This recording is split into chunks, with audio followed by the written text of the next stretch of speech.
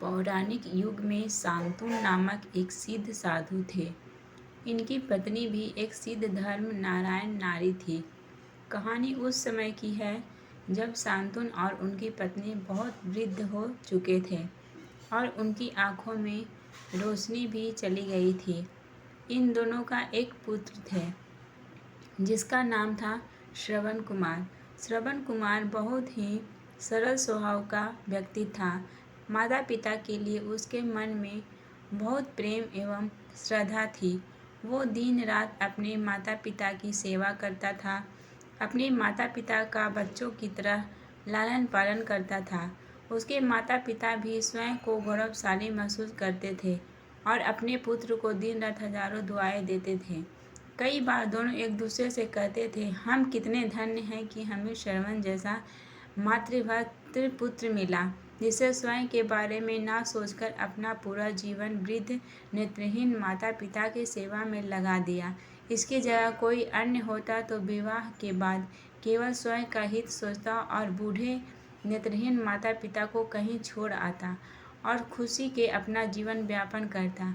जब ये बात श्रवण ने सुनी तो उसके माता पिता से कहा कि मैं कुछ ही भिन्न नहीं रहा हूँ, यह मेरा कर्तव्य है। जब मैं छोटा था तब आपने मुझे इससे ज़्यादा अच्छा जीवन दिया और अब मुझे यह सौभाग्य प्राप्त हुआ है कि मैं आपकी सेवा करूँ। आप दोनों जो भी इच्छा रखते हैं मुझसे कहें, मैं उन्हें अवश्य पूरा करूँगा।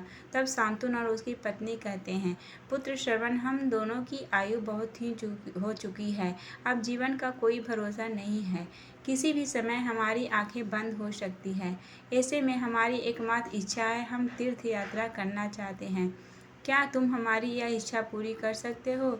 श्रवण कुमार अपने माता पिता के चरणों पकड़कर अत्यंत प्रसन्न के साथ कहता है, हाँ पिताजी, यह तो मेरे लिए परम सौभाग्य की बात होगी।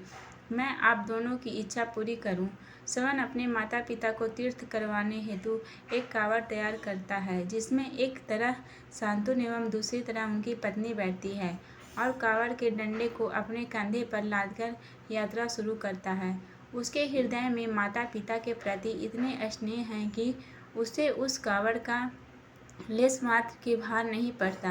अपने पुत्र के यह कार्य से माता पिता का मन प्रसन्न से भर आता है और वे पूरे रास्ते अपने पुत्र श्रवण को दुआएं देते चलते हैं। तीर्थ करते समय जब वे तीनों अयोध्या नगरी पहुंचते हैं तब माता पिता श्रवण से कहते हैं कि उन्हें प्यास लगी है।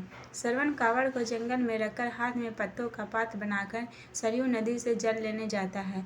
उसी समय उन वन में अयोध्या के राजा दशरथ आखेट पर निकले थे और उन घने वन में हिरण को शिकार बनाने के लिए उसके पीछा कर रहे थे। तभी ही उन्हें घने जंगल में झाड़ियों के पार सरयू नदी से पानी की हलचल आवाज़ आती है। उस हलचल हिरण के पानी पीने की आवाज़ समझकर महाराज दशरथ शिकार के उद्देश्य से तीर चला देते हैं और उस तीर से श्रवण कुमार के हृदय के आघात हो जाता है, जिसके उसके मुंह से पीड़ा भरी आवाज़ निकलती है, जिसे सुन दशरथ संतप्त रह जाते हैं और उन्हें अनहोनी का एहसास होता है और वे भागकर सरयू नदी के तट पर पहुंचते हैं, जहां वे अपने तीर को श्रवण के हृदय में लगा देख भयभीत हो जाते हैं और उन्हें अपनी भूल का एहसास होता है। दशरथ श्रवण कुमार के समीप जाकर उससे क्षमा मांगते हैं। तब अंतिम सांस लेता श्रवण कुमार महाराज दशरथ को अपने वृद्ध नेत्रहीन माता पिता के बारे में बताता है और कहता है कि प्यासे हैं, उन्हें जाकर पानी पिला दो और उसके बाद उन्हें मेरे बारे में कहना। और इतना कहकर श्रवण मृत्यु को प्राप्त हो जाते हैं। भारी हृदय के साथ महाराज दशरथ श्रवण के माता पिता के पास पहुंचते हैं और उन्हें पानी पिलाते हैं। माता पिता आश्चर्य से पूछते हैं, उनका पुत्र कहाँ है? वे भले ही नेत्रहीन हो पर वे दोनों अपने पुत्र के आहार से ही समझ लेते थे। माता पिता की प्रश्नों को सुनकर महाराज दशरथ उनके चरणों में गिर जाते हैं और बीती घटना को विस्तार से कहते हैं। पुत्र की मृत्यु की खबर सुनकर माता पिता रोने लगते हैं और दशरथ से उन्हें अपने पुत्र के पास ले जाने को कहते हैं। महाराज दशरथ कावड़ उठाकर दोनों माता पिता को श्रवण के शरीर के पास ले जाते हैं। माता पिता बहुत जोर जोर से विलाप करके लगते हैं। उनके विलाप को देख महाराज दशरथ को अत्यंत ग्लानि का अहसास होता है और वे अपने करनी के क्षमा याचना करते हुए लेकिन दुखी पिता शांतनु महाराज दशरथ को श्राप देते हैं कि जिस तरह मैं शांतनु पुत्र वियोग में करूँगा, उसी प्रकार तुम भी पुत्र वियोग में मरोगे। इतना कहकर दोनों माता पिता अपने शरीर को त्याग मृत्यु को प्राप्त हो जाते हैं। महाराज दशरथ श्राप मिलने से अत्यंत व्याकुल हो जाते हैं और कई वर्षों बाद जब उनके पुत्र राम राज्य अभिषेक होता है, तब माता कैकेयी के वचन के कारण राम, सीता और लक्ष्मण को 14 वर्ष का वनवास स्वीकार करना पड़ता है और इस तरह महाराज दशरथ की मृत्यु भी वियोग में होती है। अपने अंतिम दिनों में उन्हें शांतनु के कहे शब्द याद आते हैं और वे राम के वियोग में अपना शरीर त्याग देते हैं। मेरी कहानी अच्छी लगी हो तो मेरे चैनल को सब्सक्राइब करें, लाइक, शेयर, कमेंट करें। धन्यवाद।